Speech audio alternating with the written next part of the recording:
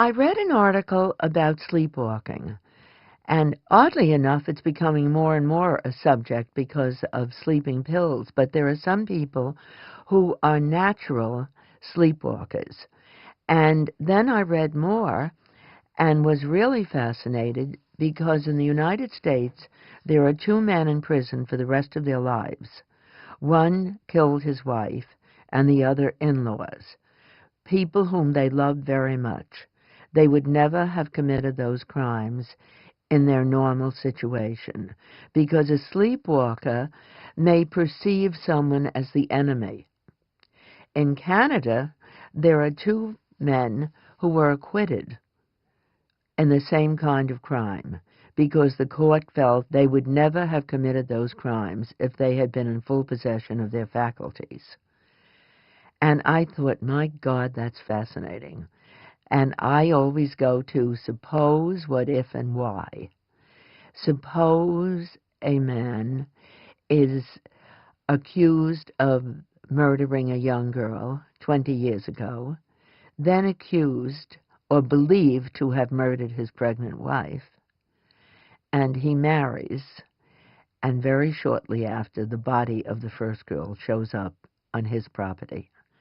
And I thought, now we're getting warm. So who are these people? What do I want them to be? What's the name of the book? And that's how I got into the title. I always use titles, or almost always, song titles or a line from a song in my book.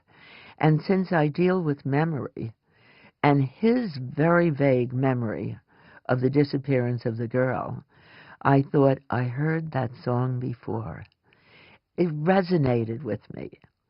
And then I thought it will play into the memory of the young woman who becomes his wife. She's 28 to his 42. He's very, very wealthy, in the biggest house in town, in the Carrington Mansion. And I thought it shouldn't be just a house. It ought to be a house with a history. It had been in Wales, built in Wales, in the 1600s. It even had a priest room, because when Queen Elizabeth went back to the throne and when Oliver Cromwell was there, they started to get rid of the Catholics because they felt they were against the throne. And many priests were slaughtered at that time. So the Catholics would build a priest room in their castles. So this house has a priest room. And the little girl, 6 years old, sneaks up because she wants to see it. Her father is the landscaper. And hears people coming and drops between the pews and hides. And she hears a quarrel that has everything to do with the deaths that occur both that night and 20 years later. And I thought, that's interesting. That's interesting. We use memory in the story. We use her as a child, and then 22 years later, at age 28, going to the owner of the house, who's 42, and saying, please let us have a charity event here for literacy. And 4 months later, she marries him. She's a librarian. She's interested in literacy because I've done lawyers, I've done journalists, television people, because you really want to have someone who's able to say there's something wrong with this solution, or I don't believe that person. So I like to have someone, in this case, someone who's very well read and fascinated by the story of what had happened in the Carrington house and the girl who was disappeared 20 years ago. So I think she's a librarian. That way she can go and say, for a literacy event, please let us use your home. We'll get so many more people interested if you'll let us use it. But then I thought I'd also like her to live in New York. It makes her a little more cosmopolitan. I don't think that she would be living with her grandmother who raised her.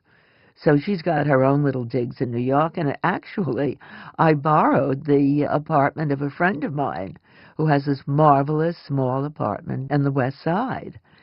And I thought that's good because it opens her up to having great interest in the theater, having a boyfriend who wasn't that serious. Neither one of them were that serious about each other. And then she falls madly in love with Peter Carrington. And also, I chose Englewood, New Jersey, because I've always been fascinated by it. It's where the Lindbergh family lived.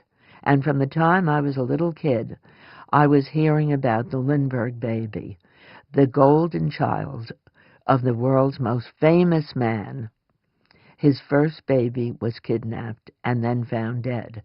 And if only they had gone back to Englewood that night, where there was a lot of help and a lot of protection, instead of staying overnight in Hopewell, New Jersey, at their new country home, the baby might still be now an 80-year-old man. So, or something like that. So that always fascinated me, and I've always felt that they never really got the full truth of that case. How did Bruno Hoffman know to go put the ladder to that window and go there the only time the baby was alone, when the nanny went for her dinner and before the mother and father were back upstairs?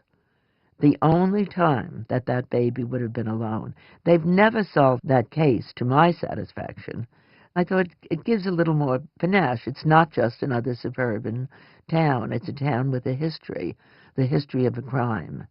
And now the second crime, the disappearance of the ambassador's daughter, is the second crime that has been left open for answers for 20 years.